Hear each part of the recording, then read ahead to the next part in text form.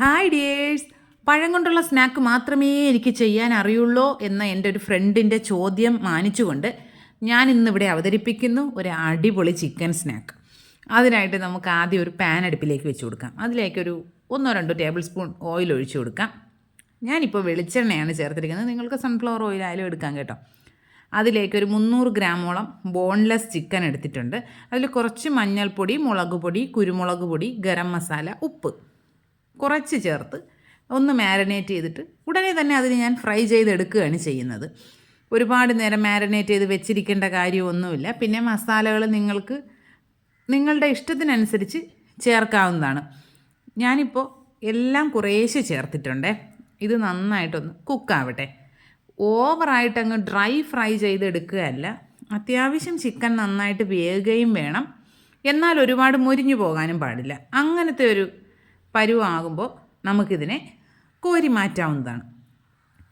ഇപ്പോൾ ആ ചിക്കനൊക്കെ നന്നായിട്ട് വെന്തിട്ടുണ്ട്. ഇനി നമുക്കതിനെ മാറ്റിയെടുക്കാം. ഇനി ഇതേ പാനിലേക്ക് തന്നെ നമുക്ക് 1 ടീസ്പൂൺ വെളിച്ചെണ്ണ കൂടി ഒഴിച്ചു കൊടുക്കാം. അതിലേക്ക് മീഡിയം സൈസ് 2 സവാള നമുക്ക് നീളത്തിനരിഞ്ഞത്. ഇനി ഇതിലേക്ക് ഇഞ്ചി വെളുത്തുള്ളി ചതച്ചതാണ് ഞാൻ ചേർക്കുന്നത്. ഒരു 6-7 അല്ലി വെളുത്തുള്ളിയും ഒരു ചെറിയ കഷ്ണം ഇഞ്ചിയാണ് ചേർക്കുന്നത്. നിങ്ങൾക്കാണെങ്കിൽ ഇഞ്ചി വെളുത്തുള്ളി പേസ്റ്റ് ഉണ്ടെങ്കിൽ 1 ടീസ്പൂൺ ഇഞ്ചി വെളുത്തുള്ളി പേസ്റ്റ് ചേർത്താലും മതിയാകും. ഞാനിപ്പോൾ ഇതിലേക്ക് ഒരു പച്ചമുളക് ചേർക്കുന്നുണ്ട്. കുഞ്ഞുങ്ങളൊക്കെ ഉള്ളവരാണ് പച്ചമുളക് കടിക്കുന്നത് ഇഷ്ടമല്ല എങ്കിൽ പച്ചമുളക് ഒഴിവാക്കാവുന്നതാണ്. ഇനി ഇതെല്ലാം കൂടി ചേർത്തിട്ട് നന്നായിട്ടൊന്ന് വഴറ്റിയെടുക്കുക. ഉള്ളി ബ്രൗൺ കളർ ആവുകയോ വെന്ത് കുഴയുകയോ അങ്ങനെയൊന്നും വേണ്ട. ഇതിൻ്റെ ഈ ഒരു പച്ച ചൊവയൊക്കെ ഒന്ന് മാറി ആ ഒരു കരിമുരുപ്പ് ഒന്ന് മാറി കിട്ടണം, അത്രേ വേണ്ടൂ. ഇതാ ഇപ്പോൾ ഏകദേശം റെഡി ആയിട്ടുണ്ട്. ഇനി നമുക്കിതിലേക്ക് മസാലപ്പൊടികൾ ചേർക്കാം. 1/4 ടീസ്പൂൺ ഗരം മസാല, 2 ടീസ്പൂൺ കുരുമുളക് പൊടി, 2 ടീസ്പൂൺ മല്ലിപ്പൊടി, 1/2 ടീസ്പൂൺ കശ്മീരി ചില്ലി പൗഡർ. അതൊരു ചെറിയൊരു കളറിന് വേണ്ടി മാത്രമാണ് ചേർക്കുന്നത്. ഇതെല്ലാം കൂടി ചേർത്തിട്ട് നമുക്ക് നന്നായിട്ടൊന്നുകൂടെ മിക്സ് ചെയ്യാം. കുരുമുളക് പൊടിയൊക്കെ നിങ്ങളുടെ ഇഷ്ടത്തിനനുസരിച്ച് ചേർക്കാം കേട്ടോ. കാരണം നമ്മൾ ചിക്കനിൽ കുരുമുളക് പൊടി ചേർത്തിട്ടുണ്ട്, ഇതിൽ ചേർക്കുന്നു. അപ്പോൾ കുട്ടികളുടെ എരിവിനനുസരിച്ചിട്ട് കുറച്ചൊക്കെ ഒന്ന് മാറ്റം വരുത്താവുന്നതാണ്. ഇല്ല വലിയവർ മാത്രമാണ് ഉപയോഗിക്കുന്നതെങ്കിൽ ഇങ്ങനെ തന്നെ ചേർത്താൽ മതിയാകും. ഇനി ഇതിലേക്ക് മസാലയിലേക്ക് കുറച്ച് ഉപ്പ് ചേർത്ത് കൊടുക്കുക. എന്നിട്ട് നമ്മുടെ ഫ്രൈ ചെയ്ത് വെച്ചിരിക്കുന്ന ചിക്കൻ ഞാൻ ചെറുതായിട്ടൊന്ന് പിച്ചി ഇട്ടിട്ടുണ്ട്. മിക്സിയിലൊന്നും ഇട്ട് അടിച്ചെടുക്കണ്ട, എങ്കിലങ്ങ് ഒരുപാടങ്ങ് പൊടിഞ്ഞു പോകും. ഇങ്ങനെ ചെറുതായിട്ട് കടിക്കാൻ കിട്ടുന്ന പരുവത്തിൽ കിടക്കണം. അതാണ് ഇതിൻ്റെ ഒരു രീതി. ചിക്കനും കൂടെ ചേർത്തിട്ട് നല്ലതുപോലെ മിക്സ് ചെയ്തെടുക്കുക. ഇനി നമുക്കിതിലേക്ക് ടൊമാറ്റോ സോസ് ചേർത്ത് കൊടുക്കാം. ഞാനിപ്പോൾ 2 ടീസ്പൂൺ ടൊമാറ്റോ സോസ് ചേർക്കുന്നുണ്ട്. അതൊന്ന് ചേർത്ത് മിക്സ് ചെയ്യുക. നിങ്ങൾക്ക് വേണമെങ്കിൽ മയണൈസ് ചേർത്ത് കൊടുക്കാം കേട്ടോ. കുറച്ച് ഒരു 2-3 ടേബിൾ സ്പൂൺ മയണൈസൊക്കെ ചേർത്ത് കൊടുക്കാവുന്നതാണ്. ഞാനിപ്പോൾ മയണൈസ് ചേർക്കുന്നില്ല. ഇതെല്ലാം കൂടി നന്നായിട്ട് യോജിപ്പിച്ചെടുക്കുക.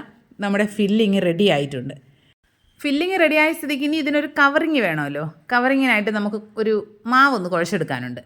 അതിനായിട്ടൊരു ബൗളിലേക്ക് 2 കപ്പ് മൈദ ചേർത്ത് കൊടുക്കുന്നുണ്ട്. നിങ്ങൾക്ക് വേണമെങ്കിൽ മുഴുവനായിട്ട് ഗോതമ്പ് പൊടിയാക്കാം, അല്ലെങ്കിൽ 1 കപ്പ് മൈദ 1 കപ്പ് ഗോതമ്പ് പൊടി അങ്ങനെയും എടുക്കാവുന്നതാണ്. ഇനി ഇതിലേക്ക് ഒരു 1/2 ടീസ്പൂൺ ഉപ്പ് ചേർക്കുന്നുണ്ട്, 1/2 ടീസ്പൂൺ കുരുമുളക് പൊടി ചേർക്കുന്നുണ്ട്, കുറച്ച് മല്ലിയില ചേർക്കുന്നു. ഇതെല്ലാം കൂടി മിക്സ് ചെയ്തതിന് ശേഷം കുറേശ്ശെ വെള്ളം ചേർത്ത് കുഴച്ചെടുക്കുക. ഒരുപാട് വെള്ളം ആദ്യമേ നമ്മൾ ഒഴിച്ചു കഴിഞ്ഞാൽ ഇത് ഏകദേശം ദോശമാവ് പോലെ ആയിത്തീരും. അതുകൊണ്ട് അങ്ങനെ ആക്കാണ്ട് വെള്ളം ചേർത്തിട്ട് കുഴച്ചെടുക്കുക. ഓയിലൊന്നും ചേർക്കുന്നില്ല. നന്നായിട്ടൊന്ന് സോഫ്റ്റായിട്ട് കുഴച്ചെടുത്താൽ മതിയാകും. ഇപ്പോൾ അതാ നമ്മൾ നന്നായിട്ട് കുഴച്ചെടുത്തിട്ടുണ്ടേ. ഇനി നമുക്കിതിനെ ചെറിയ നാരങ്ങയുടെ വലിപ്പത്തിനുള്ള ബോൾസാക്കി മാറ്റി വയ്ക്കാം. ഇനി നമുക്ക് ഇതിനെ ഓരോന്നിനായിട്ട് കുറേശ്ശെ മൈദയൊക്കെ ഒന്ന് ഡസ്റ്റ് ചെയ്തിട്ട് പരത്തിയെടുക്കാം. ഒരുപാട് വലിപ്പത്തിന് പരത്തിയെടുക്കണ്ട, അത്യാവശ്യം ചെറിയൊരു തിക്നെസ്സിൽ പരത്തിയെടുത്തിട്ട് നമുക്കതിനെ ഒരു റൗണ്ട് ഷേപ്പ് ആക്കാനായിട്ട് കട്ട് ചെയ്തെടുക്കാം. ഇല്ല എങ്കിൽ നമുക്ക് സാധാരണ പോലെ എടുത്താലും മതിയാകും. ഞാനിപ്പോൾ ചെറുതായിട്ടൊന്ന് കട്ട് ചെയ്തെടുക്കുന്നുണ്ട്. ഇപ്പോൾ ഒരു 4-5 പരത്തി കഴിഞ്ഞതിന് ശേഷം ഇതിലേക്ക് ഫില്ലിങ് വെച്ച് കൊടുക്കാം.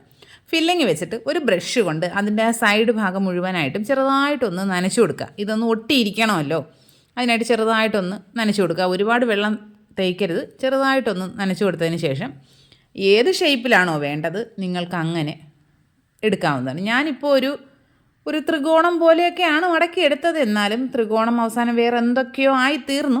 പിന്നെ എനിക്ക് ഇങ്ങനെയുള്ള സാധനങ്ങളൊക്കെ ചെയ്യുമ്പോൾ ഭയങ്കരമായിട്ട് കലാവിരുതങ്ങ് ഉണരും.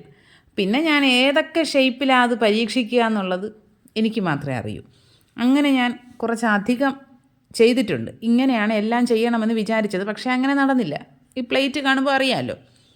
ഇനി ഇതിനെ നമുക്ക് ഫ്രൈ ചെയ്യാം. നിങ്ങളുടെ കയ്യിൽ മൈക്രോവേവ് ഉണ്ടെങ്കിൽ ഇതിനെ ഒരു മുട്ട ഒന്ന് മിക്സ് ചെയ്ത് ഇതിന് മുകളിലായിട്ടൊന്ന് ബ്രഷ് ചെയ്തിട്ട് മൈക്രോവേവ് ചെയ്തെടുത്താലും മതിയാകും. ഞാനിപ്പോൾ എണ്ണയിൽ പൊരിക്കുകയാണ് ചെയ്യുന്നത്. അതിനായിട്ട് മുട്ടയിലേക്ക് ഇതൊന്ന് മുക്കി കൊടുത്തതിന് ശേഷം ബ്രെഡ് ക്രംസിലൊന്ന് റോൾ ചെയ്യുന്നുണ്ട്. നമ്മളിങ്ങനെ ചെയ്യാണ്ട് ഡയറക്റ്റ് എണ്ണയിലേക്ക് ഇടുമ്പോൾ ചിലപ്പോൾ ഇത് പൊട്ടി ഇതിൻ്റെ ഫില്ലിംഗ് ഒക്കെ പുറത്ത് വരാനുള്ളൊരു സാധ്യതയുണ്ട്.